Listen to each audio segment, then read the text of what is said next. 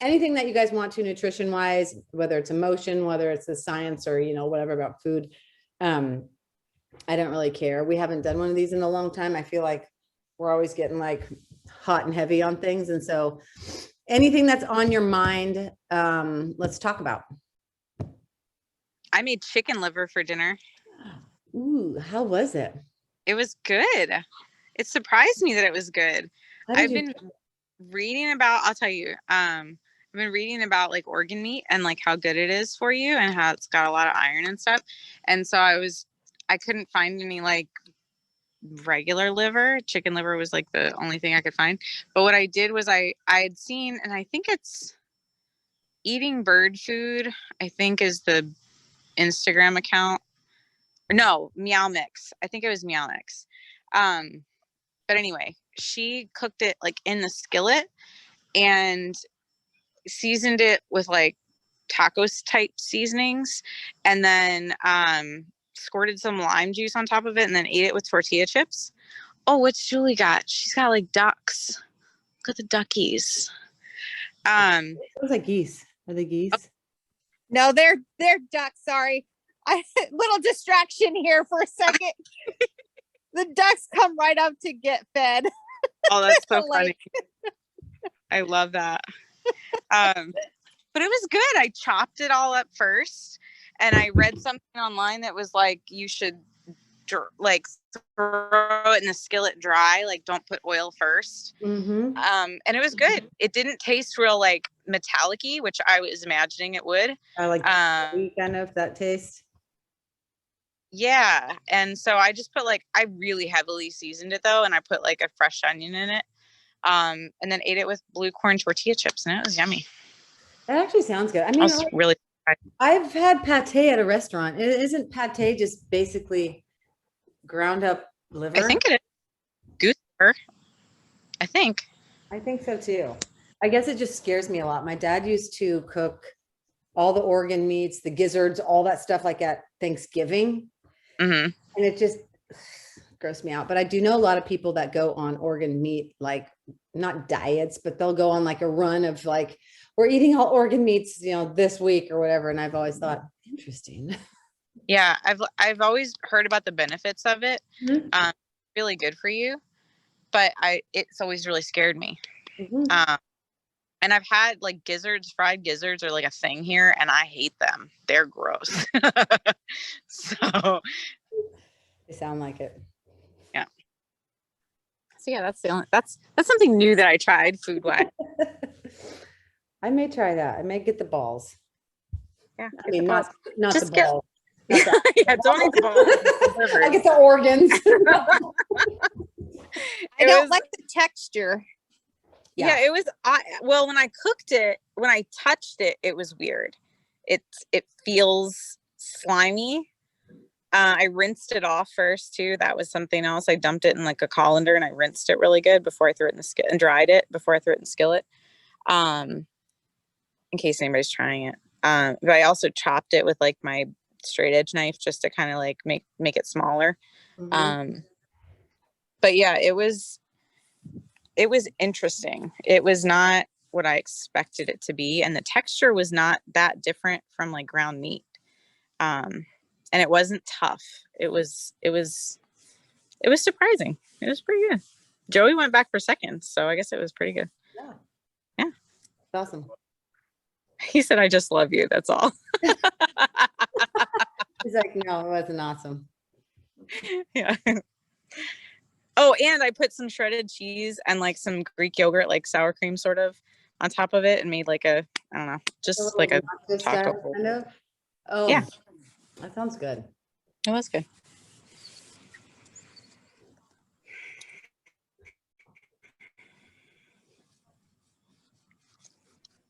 There's no ball. Nobody's got anything. Nobody's got nothing. Raquel, you're always deep with questions.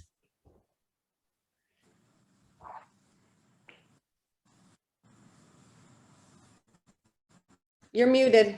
Can't hear you. Oh, that'll hurt me too, right? I'm at a busy intersection. It's usually not this busy. I had to run through it. I don't, I live in such a small town. I have like 0 intersections.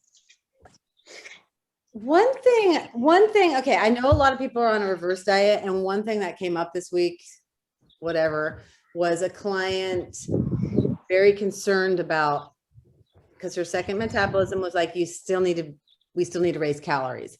And so she was very concerned about like, when am I going to get to lose weight? Like, am I going to go through the year and like I'm going to be on reverse, and then what happens?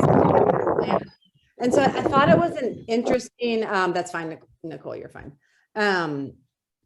We are just doing a Q&A, Nicole, like anything goes. But I just thought about this. And so if you're on a reverse diet and you're wondering the same thing, and like, do I have to do another year? Like, when is this going to end? Like, when do I get to lose weight?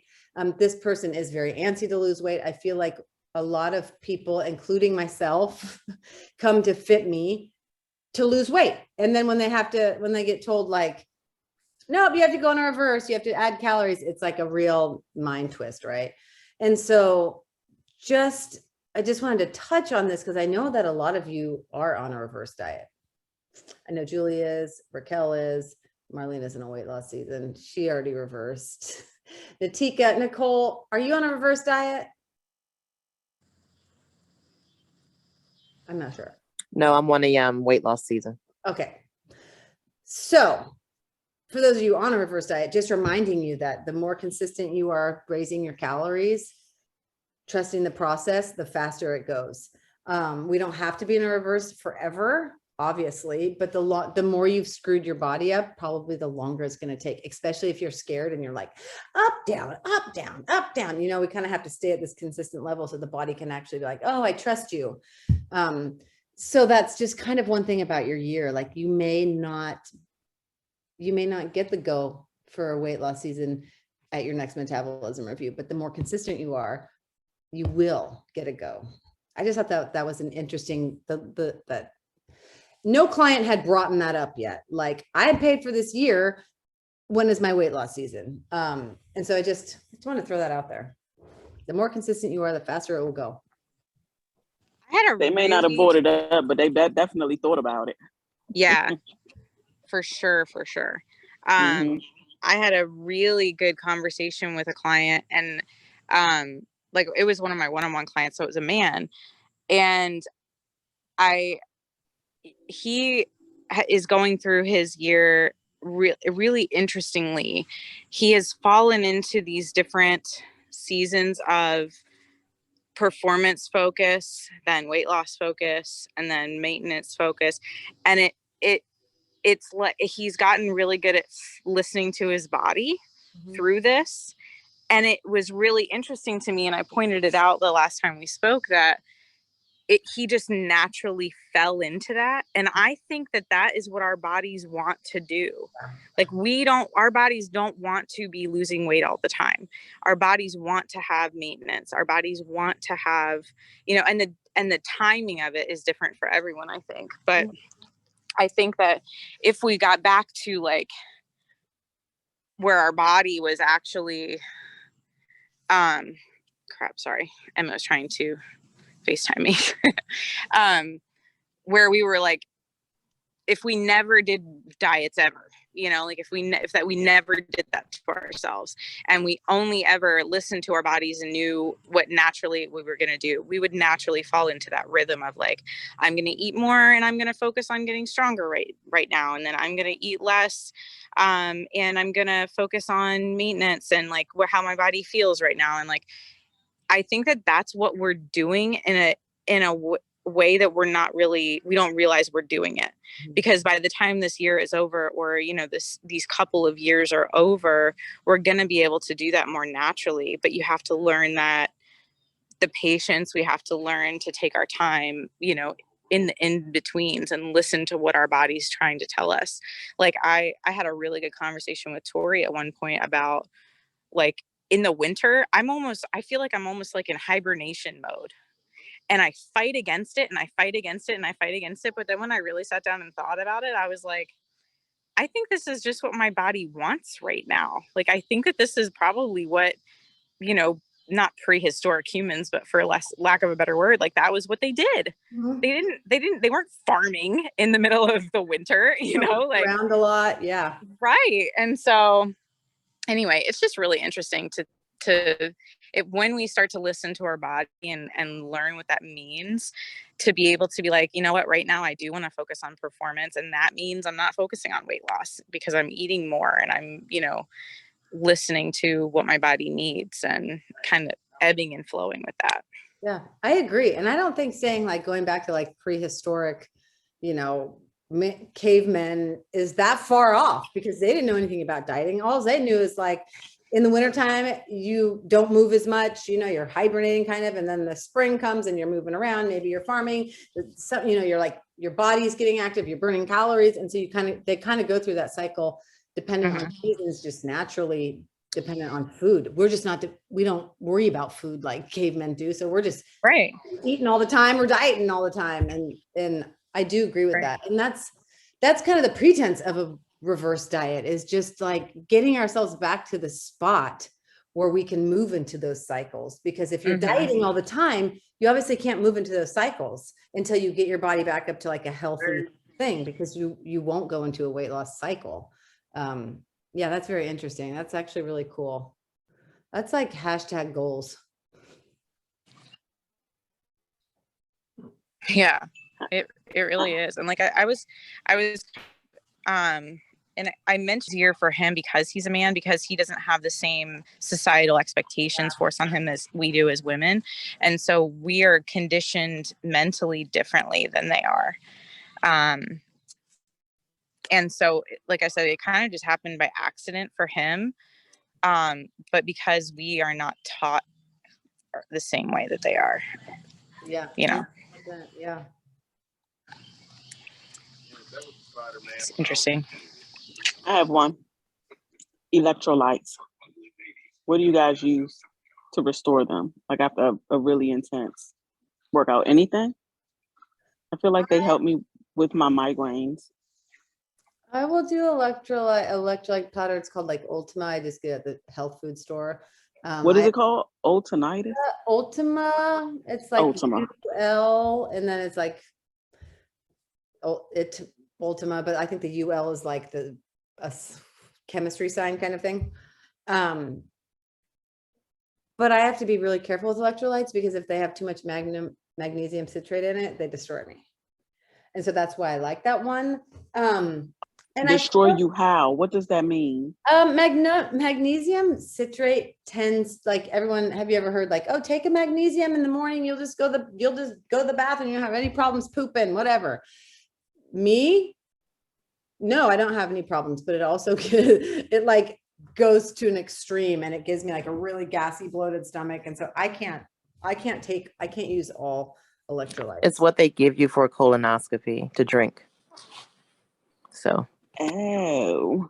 That touches the definition home. But you know, go ahead, Lauren. I like liquid IV. I was just going to ask if that was one. I like it, but it does have a decent amount of sugar in it. And I also, you know, Smart Water, it doesn't have anything in it, and it's got electrolytes and like potassium and I think stuff like that, minerals and things added to it. So Smart Water, and I think Life Water might too, because Emmett, when he was little, he would not drink Pedialyte because we didn't really do juice, and so he wouldn't drink it. And so I just gave him Smart Water. And so that was something that I had my people add, like if they started to cramp in the summer or felt like they were dehydrated even though they were drinking a ton of water, I was like, add a Smart Water to every day, just to kind of make your water drinking more efficient. Yeah, totally. And thinking, you know, go ahead. Sorry, I did the liquid IV after my adult weekend away. And boy, I felt hydrated afterwards. It was a lot of sugar, and I was like, oh, you know, but if you need hydration, that did it for me. Yeah, and I think another one is Element. I think it's like the letters LMNT. I don't know what the nutrition facts of that one is either, but I know that some of the people, like I think Tabby Cranky uses that. but it's salty. And so is Liquid IV. Liquid IV is pretty salty. The one that I use that I like is like, it's sweetened with stevia. And so you have to have kind of an acquired stevia taste, I guess I would say. Another thing is too, that since when we're eating really clean foods, we're not getting as much salt in. And so making sure that you like salt your food really well. This is kind of a side note, but if anyone's heard of like the salt, fat, heat, Acid heat book, Uh-huh. yes. On Netflix, there's a 4-part series, right? It's just one's on fat, one's on acid, one's on whatever. It's very interesting because I never used that much salt before. And it's just a interesting way to learn about cooking and how to make your food taste good. And salt is a very important element of that. And plus we need salt, especially when we're eating whole foods. So Yeah. thinking about that also, I got some Himalayan Sol for my naturopath. It's basically just big Himalayan salt rocks in like a glass container. And then you pour water in it and let it soak. So it's probably ready in like 24 hours. And then you just do a teaspoon of that every day because, sodium's gotten a bad rap, but we actually need sodium. Yeah. And potassium. Mhm. 100%. And those things, when we're drinking a ton of water and like Leah said, eating really clean, we flush a lot of that out. And so even though like drinking water is really good, if you're not replenishing those things, you can still get dehydrated, which is crazy. But yeah, your body just won't, it'll just flush it. It won't actually absorb it and use it. So sodium helps with that. But I'm also really sensitive to sodium, like Leah is. Like I'll bloat and like be puffy too much. Let me move closer to the house. Nicole asked about artichokes in the chat. Let me see. Okay. Wait. Before we go to artichokes, what is it? Is it a vegetable? What is it? I feel like I've done a video on it before. It's like a thistle looking thing, with leaves that you pull off. Do you mean like what does it count as? Is it a vegetable or is Oh, it it's a vegetable. Yeah. I would call it a vegetable. I think it's a vegetable. I think so too. It's kind of, the heart's kind of like starchy, I feel like, but there's not enough of it to like, and it's full of fiber. Nicole, one way I like to do it is like boil them so they're soft and then quarter them and then barbecue them just to heat them up and then make a bell pepper, like a roasted bell pepper kind of mayo aioli, and it's really good. It's really good. Or I'll just steam them because I make artichokes all the time, or I'll just steam them. And then at the very end, I will pull the leaves open and sprinkle Parmesan cheese inside with green onions. That's just really good too. And I don't know, I grew up dipping it in butter, but then someone introduced me to mayo, and dipping it in mayo is actually really good too. I've only had it as part of like a dip. Mhm. And the dip that I've had it with is not anything healthy. So No. it's the cheesy spinach. I've actually had like added grilled shrimp to it, and it's really, really good. So that's what I think of when I hear artichoke. So hubby wanted to try it, and I was like, I can do it keto and do the spinach dip, Yeah. but I can only eat like a very little bit of it because that goes against everything that my stomach will tolerate at this point. So, but it was something I had on my radar to try. The barbecued ones that I just talked about, that's really great to bring to a party. I brought them to a party before you cook them up and then you barbecue and then you just put one little dollop like on the heart part. But those are really good. But artichokes stand alone, I feel like they just are really good. And so just steaming them, like I put it in a steamer basket and I put them upside down and I just steam them. That's how I cook them. And then like using a little bit of butter, or even sometimes I'll use like a Bolt House honey mustard as a dip is really good. And just keeping it simple because they're so flavorful. So when you buy them fresh in the produce department, what should I look for like, because I've never purchased one? There's a couple different kinds. There is this kind that says like, it's like they flash freeze it or something to bring out the flavor. And that's actually true. They are really flavorful. But just making sure that you don't see any like mold on the bottom or anything like that. I don't, besides that, or like unnatural brownness that's like rotten brown, and that would be on the bottom of the leaves probably. That's the kind of things I would look for. I grow artichokes, they're really easy to grow. And so they're kind of coming out my ears right now. I wish I could send you some. So just basically just kind of wash them off and cut them into quarters, you said, and then put them in the grill. You're going to cut off that big stem right at like the bottom leaves. And then I put it under water and I just really pry the leaves open. And so getting the water all in there, that's kind of how I wash them. And then I put them upside down in the steamer basket, put the lid on. Got it.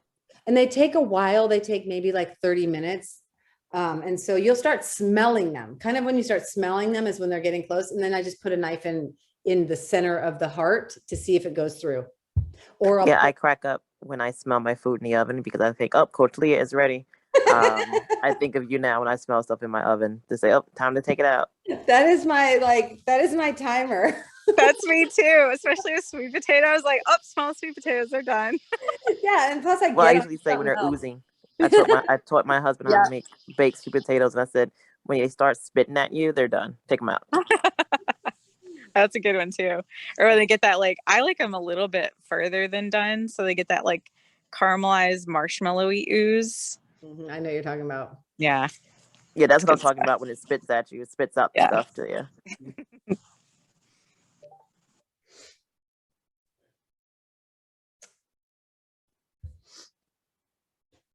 Any other questions? Any other anythings?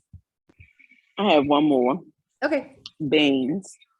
So beans are a starch. Is that right? A carb, yep. They're good with fiber. Mhm. But how can you even eat enough beans to count as a serving? Like, I don't eat a bowl of beans. They're usually mixed in with something, chili or something. Who wants a bowl of beans? That sounds like a shit fest waiting to happen or something. I don't know. I would say Some like black a eyed peas. serving is a half a cup. Like if you're doing like candy beans, let's say a serving's like a half a cup, which really isn't that big. Like sometimes I'll sprinkle black beans like on my salad. I do the same thing. And that's enough? Yeah. Okay. I love black beans on my salad. I love garbanzo beans on my salad. I love chili. What about black eyed peas? You know, Lauren, do you know anything about black eyed peas? I love black eyed peas. What do you want to know about black eyed peas? So, of course, the way I make them is like full of bacon grease, because I make them like my grandfather did in Alabama, and they are amazing, to the point where my husband ate all my grandfather's black eyed peas one time we were down there visiting, and I was very upset about it. You can totally make your black eyed peas with bacon. Yeah, I just cook like a pound of bacon in my skillet, and I drain off like maybe half of the grease, and then I leave the rest. And I mean, I just count. It's not a Fitme plate, but I count that as like a fat. It would be like Fitme inspired because it's like that was your my fat, question. you know, in a meal. Yeah, and then you know, I love to do it with greens or cabbage. And so sometimes I'll use some of the bacon fat for cooking the cabbage and the greens too. And again, like you're not eating it every day. And it's not portion control. It's not, fat is good for you. Yeah, it's good for you. And you're not eating like, although I will say that like when we eat black eyed peas here, it's a meal. Like that's you eat a bowl of those with cornbread and cabbage. Smoked turkey. So good. Yeah. Do you soak your beans or do you just use canned? I soak them. And so you soak them overnight. Mm-hmm. Oh my God, I'm going to make that. Yeah. And okay, so this is really funny, but I told somebody to do that one time and they didn't realize how much they grew. So if you're not familiar with soaking your beans. I remember that though. I totally they like double in size. Yeah, use a really big bowl and only fill it like a third of the way and really, you know, because they get big. What about like if you just get like the pound bag? Is that enough? I only cook half of that. Yeah, it would fill, like it would overfill a big, like my biggest bowl. Half a pound would? No, a whole bag. If you took that whole pound bag and pour it into a bowl and filled it with water and soaked it overnight, like it would be overflowing in the morning. Yeah. I'm gonna try Yeah, that. because black eyed peas, they make a gravy and they are very hearty. So Yeah. like a full bowl, like when I add, I actually add protein to mine as well. So I'll do like smoked turkey parts or, Ham. you know, I like ham in mine. or, a ham hock or some sort of smoked pork piece, Mhm. I'll say. Or And like I just take the bacon pieces from cooking the bacon. no, I go full pork. And it it definitely turns into a full meal. So Okay, really quick, just for clarification, how much water do you put over the beans? Like, are you pouring water out after they're soaked? Yeah, but not a lot out. I would say like kind of like when you're measuring rice, like you stick your finger Yeah. in. Okay. I just Mhm. cover it with like maybe up to your Mhm. knuckle. Yeah, okay. Not the first Yeah. knuckle. I usually probably would do. You're not going to overdo it like you would with rice because they're not going to get gummy. They'll Okay. soak up what they can, and then you just dump them out and rinse them again real quick, and then dump them. So good. But why are you soaking them? Is it to reduce your gas No, because afterwards? they're Why dry. are we? No, because they're dried. Dry beans. You could use them canned. Oh, They have okay. canned ones too, but I always use dried. Ew, no. Okay. Yeah, it's really easy. You literally just get like a bowl. You'll make like one of your mixing bowls and pour in like half the bag, and then let it soak. Pour in the water, to cover it, and then with maybe like an inch or two higher, and let it sit on the counter overnight. And when you come in the morning, they'll be double the size, if not triple. And then you just pour off the water and then cook them however you want to cook. Because if you cook dried beans, with the instructions only for like an hour or so, they're not going to be tender at all. They're still going to be pretty, like, disgusting. So, yeah. Yeah, you gotta soak them for sure. They'll be gritty. But if you get fresh ones, like if you grew them, Leah, you could stick them in the freezer fresh, and then you wouldn't have to soak them. Oh, how do black eyed peas grow? We're looking for something like else. beans, like green. Like They green, grow. like I sweet thought peas. that what you were holding was like a black. Yeah. Are they purple? You like they're in a shell. Yes. Like, that's what I thought that the purple whole peas are. There's no seeds in Purple whole peas and black eyed peas are really similar. Okay. Huh? These are so good.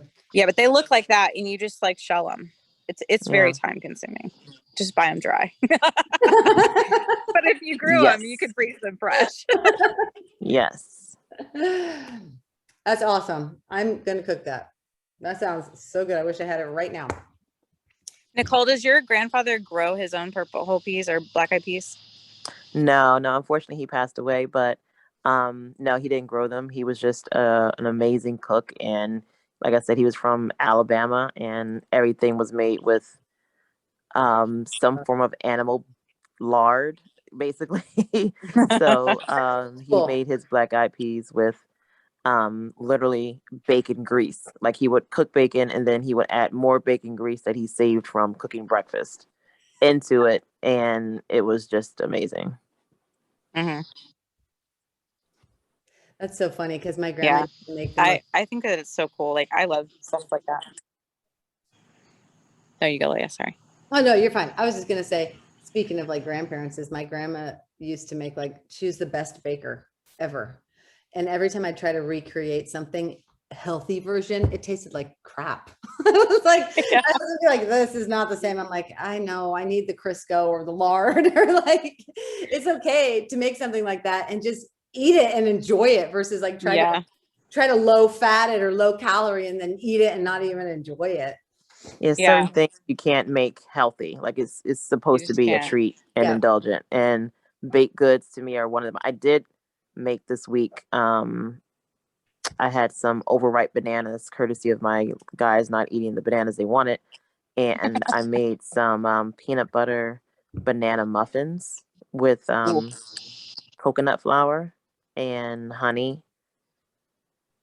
And what else? Oh, an egg. It was really simple, but they're pretty good. I don't like the alternative flours, so I usually don't eat them, but this one I can kind of tolerate more than others, and it tastes pretty good. And it's not overly sweet. You should post that. You know what I like to do too, Sure. instead of alternative flours, is blend up oatmeal Mm-hmm. and make it flour. And then it's just oatmeal. Better. It tastes better. I can't eat coconut flour alone because I'm too afraid I'm going to choke and die. Nobody will be there to give me the Heimlich because it's so dry. But I'm a horrible baker too. I don't like baking because I don't like following recipes and you have to follow them like to the letter. Yep. Me too. My daughter's like, that's why you're not a good baker because you don't follow the recipe. Yeah, that's me.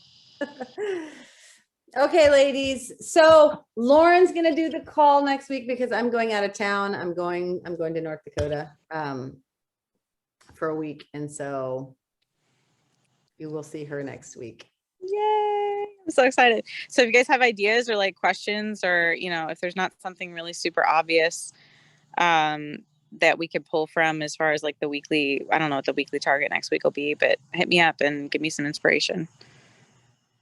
Because I'm down to answer questions. Nicole just posted a link in the chat box. That's the recipe for the banana peanut butter muffins. I just copied and pasted it and put it in my browser so because it's going to go away as soon as we hang up. I'll put it in the Facebook group as well. Yeah, that'd be awesome.